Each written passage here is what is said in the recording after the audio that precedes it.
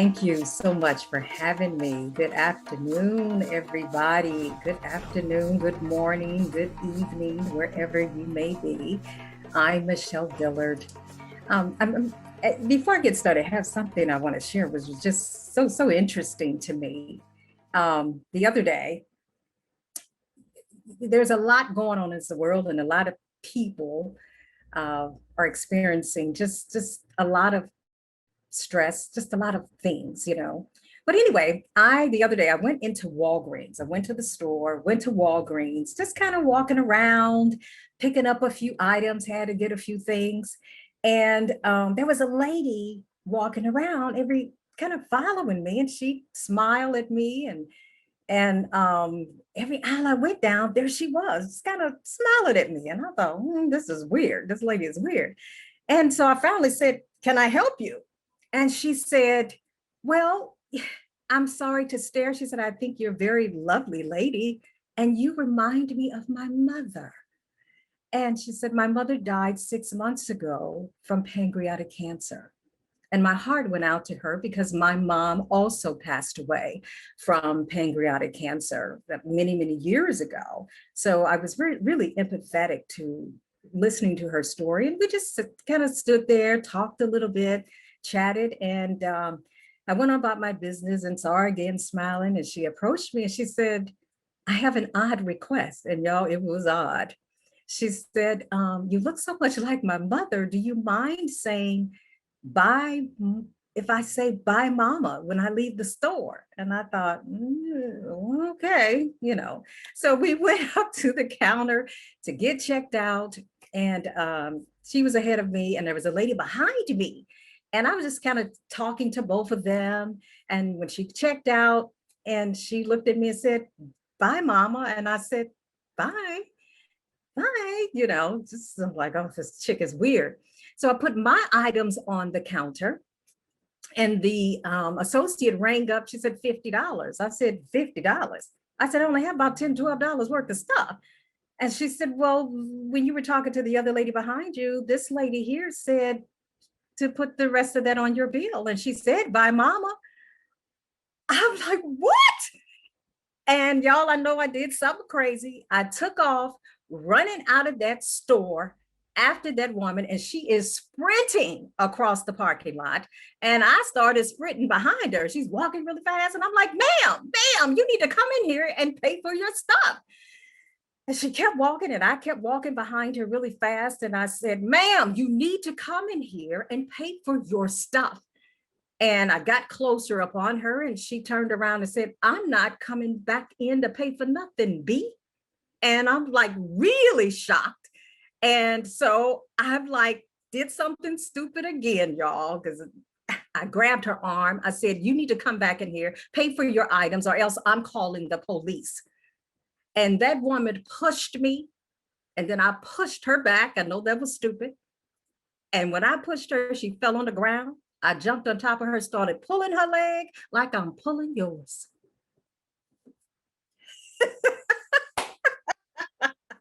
Laughter is good for the soul. I started pulling her leg like I'm pulling yours. You guys, my topic today is okay, read the comments. Holy crow, Michelle.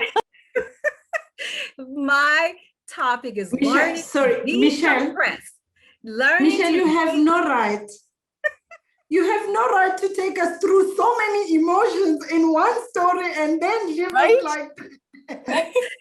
My topic is learning to decompress from the stress. Learning to decompress from stress. Now listen to me.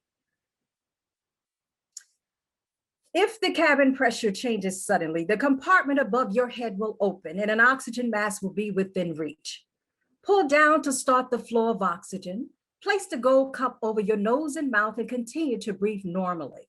To tighten, pull on the elastic tabs located on either side of the mask.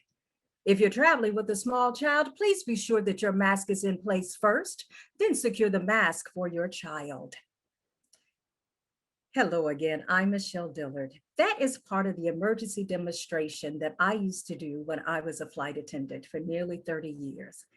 And if any of you all have flown, you know, flight attendants stand up in front of the cabin and we do our emergency demonstration. We point out where the emergency exits are. You do things with the hand and we tell you about the oxygen mask and we tell you keep your seatbelt on.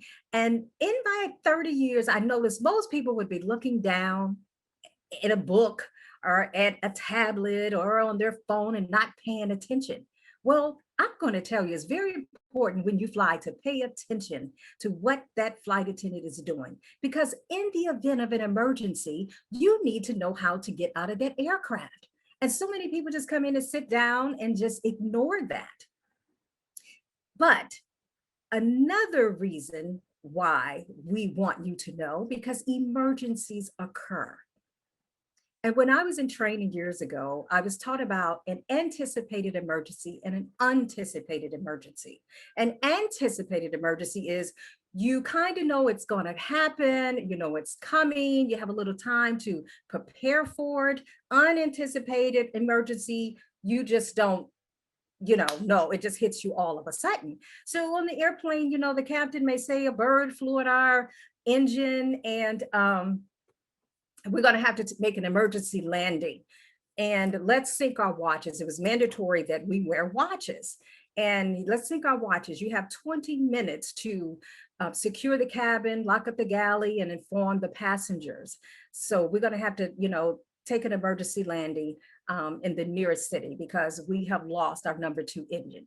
That is anticipated. You kind of have a few minutes to plan, you know it. Anticipated, you know, you coming in, on the runway, tower made a mistake and have 2 aircraft coming in on the same runway. Boom, a crash occurs. I don't say that to scare you. I just say that for you to be informed. I've been in some emergency situations like that on the aircraft where we had to make some emergency landings, where the landing gear wouldn't come down. But whatever the case may be, in our own personal lives, sometimes we have unanticipated emergencies and we have anticipated emergencies. An example of that in our own personal life is you may go to work one day and they say in 60 days, we need to close the company. We saw a lot of that during this pandemic because we can't survive. But at least you have 60 days to look for another job. The unanticipated emergency is when you go to work and all of a sudden a padlock is on the door with a big sign said we're closed permanently and no one warned you. No one informed you of that. And you're thinking, what am I going to do? Oh my God, my company is just closed up. Or perhaps you are a stay-at-home mom with 3 small children and you have given up your career and you haven't worked in 10 years and your husband walks out on you all of a sudden. Or he's killed in a car accident. That's an unanticipated emergency. You didn't see it coming. It came, popped in there on you. So we are in situations where we have to learn to decompress our stress. According to the American Psychological Association, 1 in 4 people are stressed. 70% of people are stressed due to their job or their careers. 70% of people are stressed due to the mishandling of the pandemic by the government. 70% of people are stressed because of the economy and so much unemployment. Now you add that stress onto our own personal lives, our stress we experience in our life. Maybe you're having to take care of an elderly parent. Maybe you have a child, you're worried about how they're going to get to college. You don't have money to send them to college, or you find out, oh, my teenage daughter is pregnant. What are we going to do? We are so inundated with stress that we need to learn how to decompress that stress that's in our lives. Now, let me go back to the oxygen mask. We tell you to pull up, take that mask and pull down and breathe. And some of us need to put on our oxygen mask and breathe. And the reason we tell you to pay attention to that demonstration about the oxygen mask is because of something called a decompression that can happen. And what a decompression is when the aircraft all of a sudden falls from a very high altitude down to a lower altitude in a matter of seconds. And if you don't grab a mask, you will lose consciousness and pass out. That's why we tell you to pay attention and put that mask on, because that can happen. It's rare, but it can happen. But another thing that can happen in that decompression, when that aircraft all of a sudden drops several thousand feet, is you hear a loud explosion. And when you hear the explosion, more than likely, a hole has been blown out of the side of the aircraft or even in the ceiling. And if you don't have your seatbelt on, if you're anywhere near that hole of the explosion, more than likely you'll be sucked out of that aircraft. That's why we tell you to keep your seatbelts on. It has happened. It's rare, but it has happened. Hawaiian Air, they had a flight attendant, the ceiling came, part of the ceiling opened up, sucked her right out. It can happen. But just like a decompression, there's a major explosion. We have to find a way to decompress our stress before we explode. The American Psychological Society says that we are so stressed, and some of us are stressed to the max. We don't know what to do. So many things are happening in our lives. And you may say, well, Michelle, how can I decompress this stress? Well, I'm glad you asked. One way is we have to pay attention to our bodies. If you're experiencing headaches all the time, you feel like a tight band is around your head, it's a tension headache. You have pain in your neck all the time, it's tension. You have pain in your lower back, it's tension. We need to find ways to decompress our stress. If you're not sleeping at night, your digestive system is all screwed up, it's time for some self-care. You have to pay attention to your body. You're more than likely stressed and need to decompress. Number 2, set boundaries. You have to set those boundaries. Just because the world is calling on you doesn't mean you have to answer. Just because somebody else has an emergency doesn't mean you have to make it your emergency. Learn to use that 2-letter word, N-O. They may say, oh, sister, we need you to lead the prayer service for the next 3 weeks. So-and-so is going to be out for a surgery. I'm sorry, but no. Can you take over Janice's load at work? You know, she's going to be out on vacation 3 weeks. I'm sorry, but no. Oh, girl, can you keep my 5 kids for me? I got to run out here to the mall. No.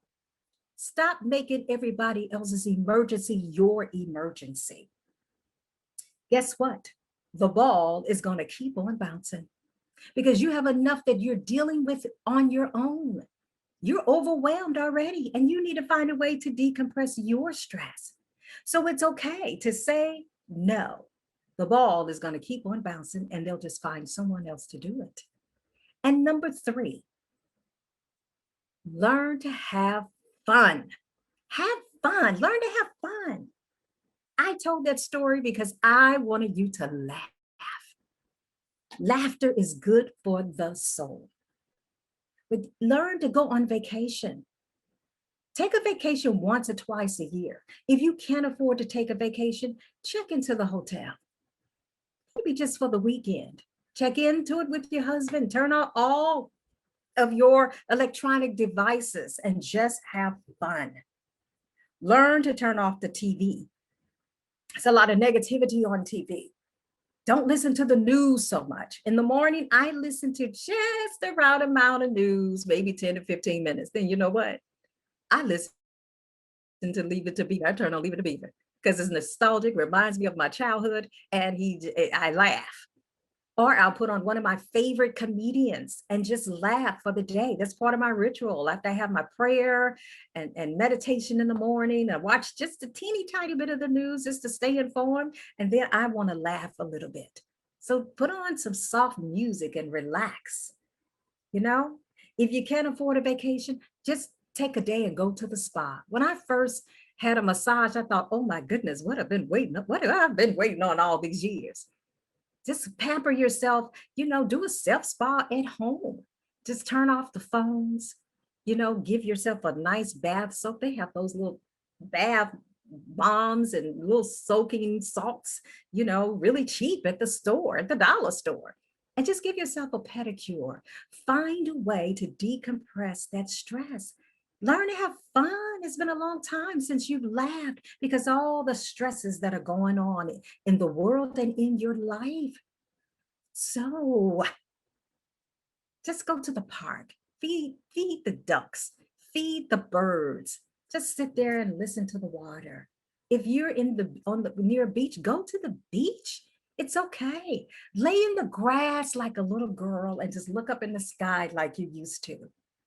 Find a way to decompress your stress. So in closing, you are important. You matter to God. You are like a lily, just like I said, among thorns. You're the apple of God's eye. And his thoughts are always turned towards us. His word says he thinks about us so much that should we count how often he think about us is more than the sand of the land. And there's a lot of sand on beaches. That's how much God thinks about us and is concerned about us. So I'm here to leave with you, my beautiful sisters. It's very important for you to practice self-care. Pay attention to your body. Learn to set those boundaries. And number 3, don't forget to have fun.